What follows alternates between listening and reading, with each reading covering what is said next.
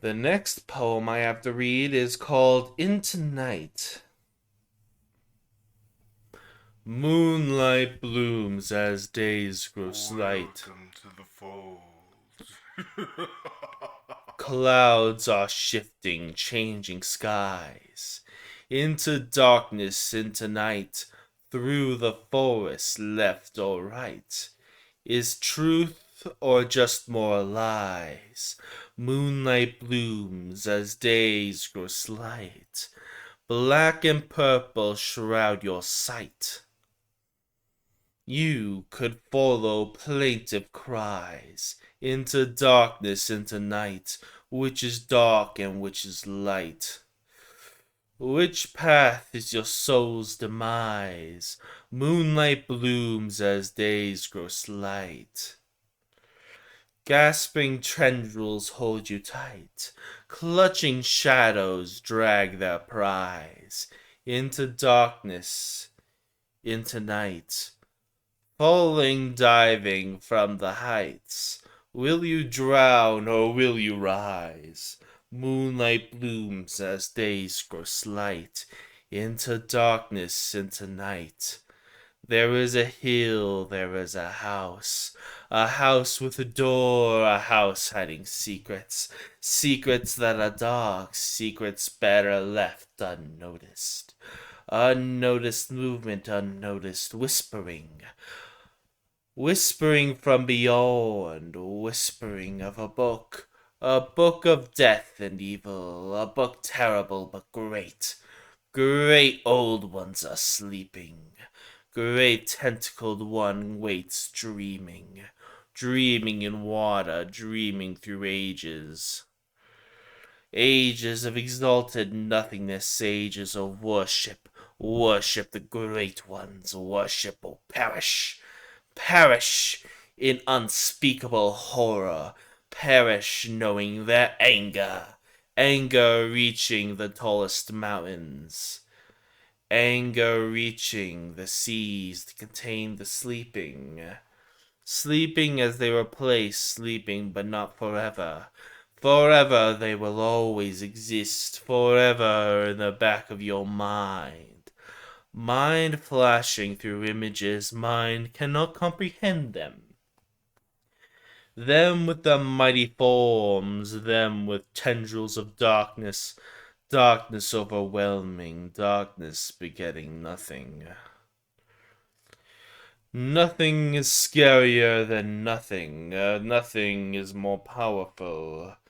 Powerful visions show the truth. Powerful is this ancient book. Book of eldritch horrors. Book depicting the end. End of life itself. End the old ones dreaming. Dreaming of the people's terror. Dreaming of his awakening. Awakening terror. Hello. I'm just gonna take a small break, get myself a little drink of water while I look for the next video. How are you all doing today? Are we having a good day? I hope we're well. I hope we are. I'm just vibing right now. We just be vibing.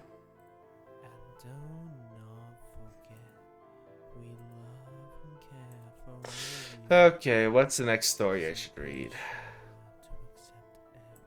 This one seems nice. Slenderman. Slenderman is the next story.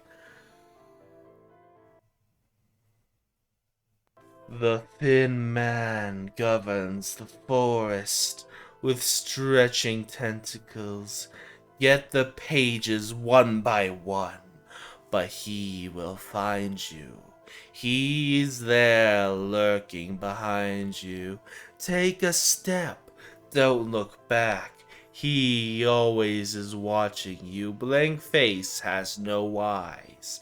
Sometimes he causes you to be sick with fear, and then you can't remember where you were. But you know his face, he moves fast. And if he jumps through portals of time and space, people vanish and are not seen alive again. What he does to his little victims is unknown, but some thinks he impales them on a tree, their souls bleeding out.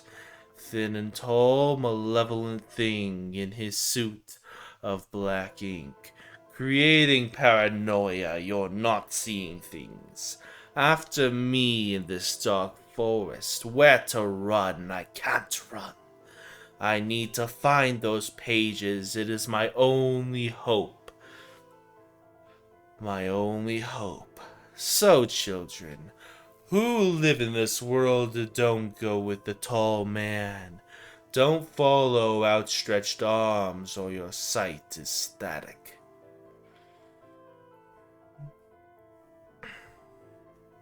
Oh, really? Oh, wow. You're like that meme kid where the kid asks for paradoxes to sleep to, but with horror stories. Nice. And how you doing, I'll call you Ral. How you doing, Ral? You having a good day? I hope so. Well, next story is called Hypothermia. Winter chill slides down my spine. It is watching all the time. In the corner of my eye, I see its suit, its black and tie. It compels me and I go. I step through pathways in the snow. I cannot speak. I only follow. It leaves no footprints, makes no sound. If I go, I may not be found. It compels me and I go. Limping now across the bend. I will never be seen again. Too many teeth, there's blood on the snow. The last sight I will ever know. It rips my lungs out and I die. Now it is dead and so am I. I compel you, so now you must go. That is hypothermia at its finest. Next story is called Zombies. Seeking dinner, zombies moan, shambling slowly up the street. In the dark I am alone, hoping I won't be their meat. Shooting bullets at the dead, chances slim, escape plans vague. Sacred survivors, filled with dread, praying not to catch the plague. Faces caked with crust and frost, piling up doors and scores. Dwindling life among the lost, not quite human anymore. Make your peace and be contrite. Save your soul before they bite. Next story is called The Shredder. Paper stack hangs above the shredder. Now he waits for the drop. Life slips away as each inch lowers into blades. Oh, that was a short one. Okay. The Crystal Swan. Once upon a time, in a quiet provincial village, there lived a poor merchant struggling not to pillage, scraping for money wherever he could, begging for help. He was surprised one day to find a swan at his doorstep. Now this swan was no ordinary swan. Her feathers shone in radiant crystal tones, and her eggs were no ordinary eggs. The shells were burnished in radiant diamond stone. But to create these eggs there was a dreadful cost. They grew and thrived on human blood lost. He first noticed this power when his song got a splinter. The egg was enough to carry them through the winter. But the merchant wanted more and more. Every day he would bring the swan to his store, hoping for terrible things to befall those around him. And one day he found a windfall. In an awful carriage accident, many men were maimed. But the merchant only saw more profits to be gained in the spilling of cabbages, apples, and blood were birthed eggs of diamond, a sparkling flood. But the merchant wanted more and more, even if he needed to create his own gore. And then came a golden opportunity, his neighbor's cry for clemency. The man had lost his crops in a roaring blaze, but the farmer only met a cruel and greedy gaze. The merchant's heart of stone pushed him away, and the starving farmer lost his life in 7 days. But the merchant wanted more and more, surrounded by piles of eggs and score.